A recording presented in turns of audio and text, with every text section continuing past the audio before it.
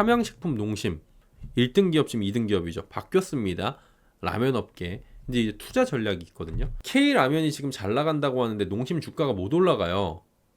농심은 지금 거의 신저가 부근이고 오뚜기도 보니까 그렇게 못 가요. 오뚜기가 3위죠. 한국 라면은 근데 지금 수출 물량이 많아지고 있고 막 잘 된대요. 이거 왜 그러는 걸까요? 그렇다고 삼양식품 보니까 잘 가 삼양은. 그럼 왜 농심은 도대체 농심 신라면 사나이오리는 뭐 이런 것도 있는데 안 나가는 거죠. 왜 그런가를 좀 봐야 되는 거예요. 실적이 안 나가고 뭐 어쩌고 저쩌고 하는데 삼양식품은 최근에 좀 이제 쉬어가긴 하지만 연일 신고가 랠리를 이어가기도 했습니다. 하지만 농심과 오뚜기 이런 애들은 상승 분위기를 전혀 느끼지 못하고 있어요. 그러다 보니까 같은 식품주라고 하죠. 그 안에서 라면 섹터라고 하는데 투자자들의 희비는 엇갈릴 수밖에 없는 겁니다. 일부에서는 삼양을 너무 올라버려가지고 삼양 나는 놓쳤고 농심을 샀는데 야 이거 뭐야, 삼양은 더 올라가고 농심은 지금 안 올라가고 내리니까 아주 미쳐버릴 것 같아. 아 오뚜기 샀는데 이거 왜 이 모양이야? 아니 난 오리온인데? 이런 경우도 있어요. 투자자들의 답답함이 좀 커질 수 있는 상황이거든요.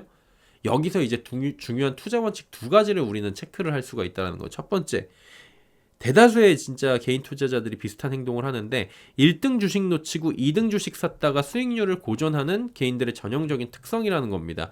개인 투자자의 대다수는 비슷한 심리예요. 뭐 저도 똑같은 거 맨날 하고 그러는데 알면서도 이걸 맨날 당하는 거고 실행에 옮기기가 어려운 투자법이에요. 한마디로 뭐냐면은 1등이 1등인 이유가 있는 건데 1등이 너무 많이 올랐다는 가격적인 것만 보고선 많이 올랐다는 이유 하나만으로 1등을 내려놓고 같은 동종 업계의 섹터를 갑자기 찾아요. 그리고 2등을 봐요. 2등도 오르겠지? 이러는 거죠. 같은 sek터니까 오르겠지. 같은 라면인데 수출이 좋다고 하는데 2등, 3등이 못 오를 이유가 있어? 이렇게 보는 거예요. 주식 초보자들은 진짜 무조건 이 방법을 씁니다. 특히 1등, 2등, 3등도 아니야. 아예 그 섹터에 있다고 하는 걸 찾은 다음에 제일 안 오르는 애 하나를 찾아요. 그 제일 안 오르는 애는 절대 사면 안 돼요. 원래. 걔는 절대 그렇게 못 가는 이유가 치명적인 약점이 있는 건데 그거를 모르고 가격이 걔만 안 올랐다고 걔한테 가. 로봇주도 지금 한 개가 한두 개 정도가 제일 못 가는 애가 있는데 치명적인 게 있죠. 걔네들이. 근데도 지금 사람들은 걔를 자꾸 가고 싶은 거죠. 1등 오른다고 2등이 오르는 거는 그럴 때도 있어요. 그리고 2등, 1등을 뒤집을 때도 있죠. 근데 경우가 많진 않아요. 1등은 1등인 이유가 분명합니다. 결국엔 가장 중요한 거는 왜 1등인지를 봐야 되고 실적을 보면 답이 나옵니다. 그러면 이제 여기를 놓고 보는 거예요. 이 기업들을 놓고 보자면 삼양은 뭐예요? 불닭 시리즈라는 엄청난 킬러 콘텐츠가 있습니다. 이거 하나로 진짜 모든 걸 씹어먹고 있잖아요. 까르보나라 불닭, 그 다음에 무슨 카레 불닭, 무슨 불닭 이런 식으로 막 내고 있어요.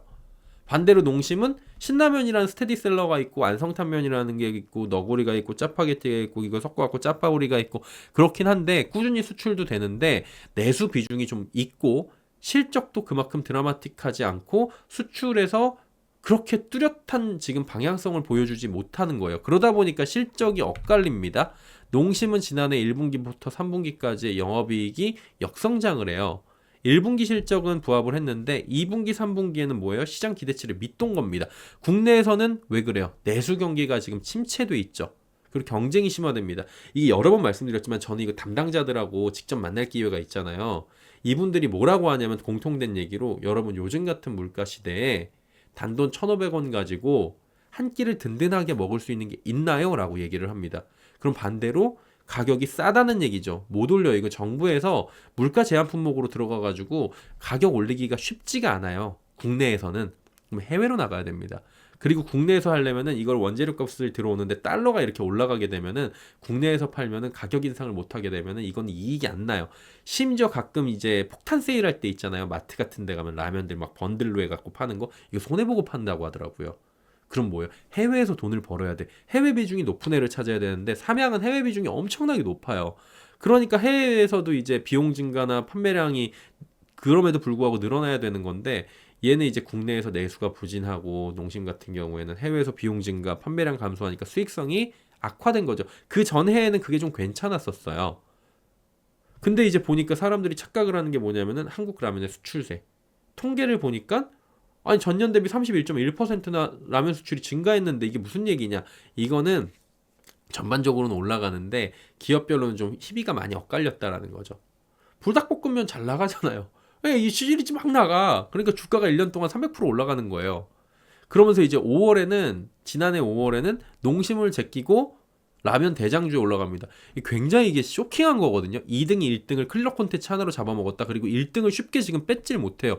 왜냐면 여기서 파생되는 게 너무 많고 지금 불닭볶음면 같은 경우에는 완전히 스테디셀러가 돼버린 거죠. 여기저기 다 들어갔어요. 전 세계로. 그러면 농심을 볼 때는 전망이 어떨지를 빨리 봐야 되는 거예요. 2등을 투자를 하고 싶으면은 4분기 실적도 그렇게 전망이 좋은 편은 아니다. 그렇다면 올해 전망은 좀 나아지려나 봤더니 그렇게 좋지 않은 상황이다. 실적이 개선돼야 되는데 내수는 어차피 뭐 좋지 않을 거고 수출 쪽이 관건이다. 내수는 팔아도 돈이 별로 안 됩니다. 그러면 결론은 수출인데 올해는 국내외 신라면에서 투움바라는 게 있어요. 드셔보셨습니까? 신라면인데 약간 노란색 나가지고 이 그 투움바 우리 까르보나라처럼 이렇게 먹는 거 있어요. 그 아웃백 가면 맛있게 먹는 거. 그게 이제 시장이 어떻게 안착되는지 여부가 관건이라는 평들이 있는데 일단은 신라면 투움바가 약간 파스타 느낌으로 꾸덕하고 매콤한 제품이었고 여기다가 뭘 좀 뿌려 먹고 그럼 저 먹어봤는데 맛있더라고요. 개인적으로 괜찮았어요. 괜찮았는데 이 호불호는 좀 갈립니다. 호불호는 좀 갈릴 거고 요게 1분기부터 투움바가 미국 월마트 메인스트림에 입점이 된대요. 이제 이걸 봐야 되는 거야. 이게 관건이야. 거기서 투움바가 딱 먹혀갖고 히트를 쳐갖고 불닭까지는 아니어도 어느 정도 나오죠? 그럼 휙 가는 거예요. 그러면 이제 주가가 그동안 눌렸던 게 휙 올라가는 거고 실적은 어떨지 그 다음에 예의주시를 하면 됩니다. 이런 요소 하나하나를 고민을 하면서 투자를 하셔야 되는 거고요. 무조건 1등 오르니까 2등 사야지 1등은 너무 올랐으니까 이런 투자 방법은 비법이 될 수가 없다라는 거를 여기서 한번 깨달으시면서 다른 섹터도 마찬가지고요. 꼭 이렇게 투자하실 때 참고를 하시는 게 좋을 것 같다라고 말씀을 드리도록 하겠습니다.